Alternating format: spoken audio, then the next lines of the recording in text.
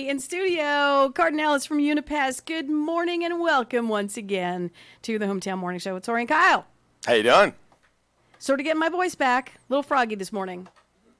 All right. Whoop. Frogs aren't a registered pest species. I can't help you out there. Okay. So we were talking off air.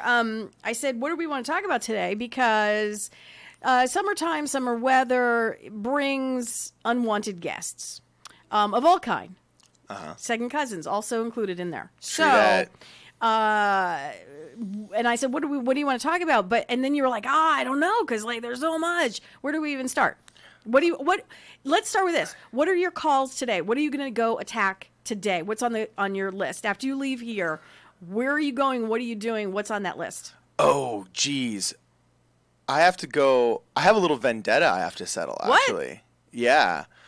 I see how my hand's all swollen. Yeah. I got stung through my glove by the biggest beehive I've taken out in an oak tree in a long time.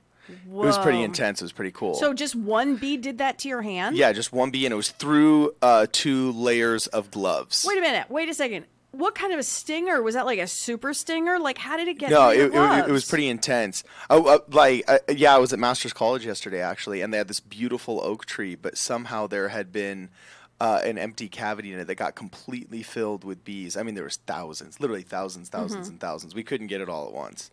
So I'm going to go back, and that's the hive where one of the bees stung me. So I'm going to settle that vendetta. And the mosquitoes.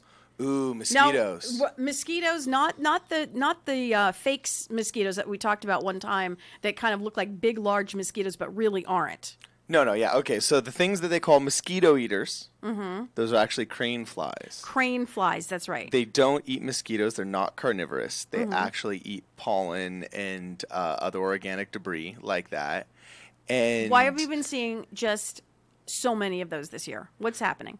Well, to be honest with you, we've got kind of a perfect storm that's the only time this has really happened in your lifetime and mine is we had insane amounts of rains. So think about it. The foliage is booming, right? Okay, that's why all the oak trees look so great, because they got an insane amount of water over the winter, right? Couple that with the fact that those wildfires that just knocked out in California, those hundreds of thousands of acres or square miles, whatever the correct measurement is. So there's no competition for the bees in those areas where everything was destroyed, okay? There all of a sudden is more pollen, okay, and more moisture. It's literally a perfect storm for insane amounts of bee activity. I'm doing 5 or 6 beehives a day now, and also we've noticed, I don't know if it's correlated or not, but we've noticed a large increase in the amount of calls that we get from mosquitoes as well. And it's crazy. Now, do we still have to worry about the whole mosquito West Nile? Do we still have to worry about that? Oh, you always do. We always do. Okay. Yeah, it's and the crazy thing is we've had 1 case of Zika here now in California, but we don't know if it was due to travel or if it was gotten here. But and you'll never know, really, right? I mean, yeah, it's kind of freaky. People don't realize just how.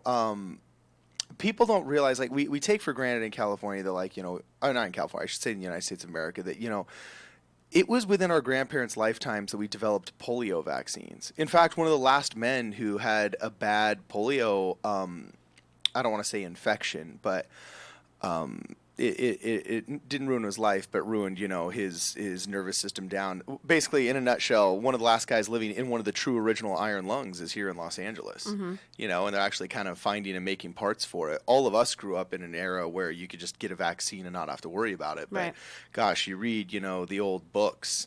You read, Fitzgerald, and it's talking about mothers worrying if their children were going to survive to a certain age because of polio. I think as a child, didn't we get the sugar cube?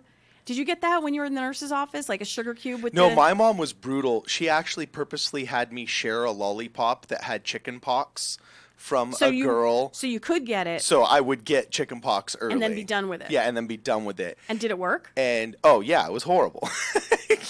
My mom just was like, Thanks, "Oh, that Mom. girl's got chicken pox. Hey, Sandy, tell this. Lick tell this. Lily to share that lollipop with Cardon." I'm like, "Oh, a lollipop!"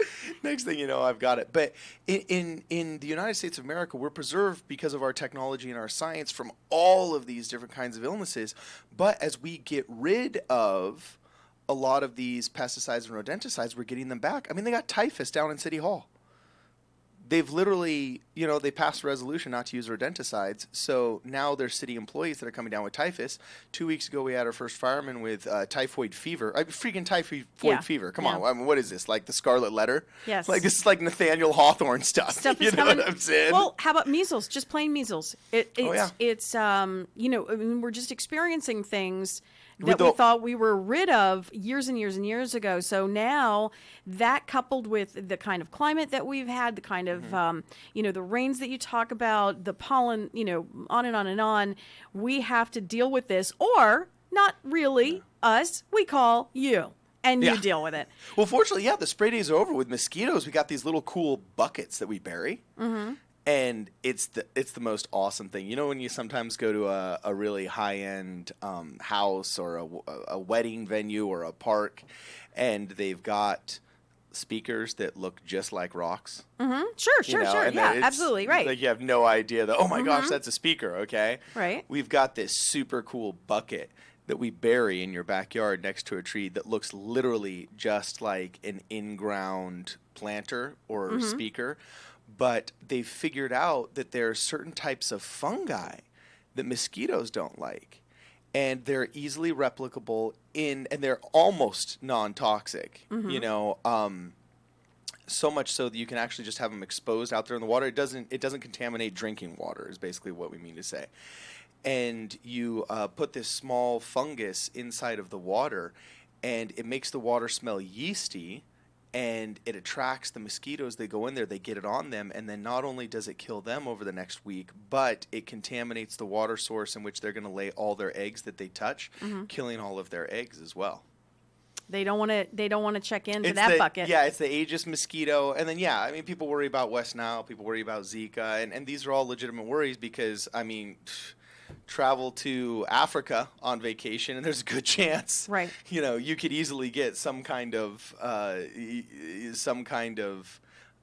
diphtheria. I mean, that's an exaggeration. But no. You listen. You speak the truth. We talk about bed bugs a lot, and those can travel, and that you can find bed bugs now we shouldn't call them bed bugs anymore because you can find them in so many other places, and you travel with them and all kinds of stuff. Here's the bottom line.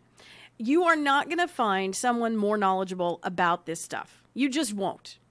He could teach a college course, Unipest 101. If you have a pest problem of any kind, today we're talking about, bees and mosquitoes and that sort, but he does it all. It is unipest.com. What's a great number to call you? 661-BUG-7575. So that's 661-284-7575. But I like the other way better. Say the other way. The 661-BUG-7575. There you go. Cardon Ellis from Unipest. Thank you so much. Beep, beep, beep, beep. Go. Yeah, seriously. Not only will you get a history lesson on the type of bug that you have, but you also get rid of said bug with Cardon Ellis. Unipest. Check him out. Very knowledgeable. Let's talk traffic right now.